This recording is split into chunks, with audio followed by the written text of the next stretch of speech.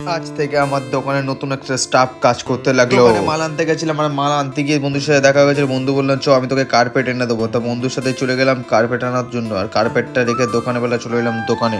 দোকান খুলে সবার ফার্স্টে তাদেরকে মোমো দিয়ে তারপর দুটো দোকান সব করে গুছানো হয়ে গেল। স্টাফটা রাখার কারণ হলো কি সামনেই সিজন আসছে, আর সিজন মানে আমাদের এখানে মারাত্মক পরিমাণে ক্রাউড হয়, তাই একা পারবো না, আমিও পারবো না, বাবাও পারবে না, তাই জন্য স্টাফ রাখতে হলো। আর স্টাফটাকে নতুন নতুন করে কিছু আইটেম আনবো আর সেইগুলোকে ও সার্ভ করবে, যেমন ম্যাগি বানানো, পাস্তা করা, আরও নানা রকম জিনিস অ্যাড করবো মোমো দিয়া, আরও চিকেন পকোড়া, বার্গার, স্যান্ডউইচ করার প্ল্যান আছে। বাট সেইগুলো করার জন্য স্টাফ রাখা দরকার, তাই জন্য বোন বিস্কিট নেবে না হাসবে সেটাই ভাবছিলাম। তো বোনকে বিস্কিট আর চা দেওয়ার পর আবার চা শেষ হয়ে গেলো, তাই আবার চা বসানো হয়ে গেলে কিছু কিছু ভাইরা আসছিলো, তাই ভাইদেরকেও চা দিয়ে তারপর কিছু কিছু ভাইরা ম্যাগি করে দিলাম।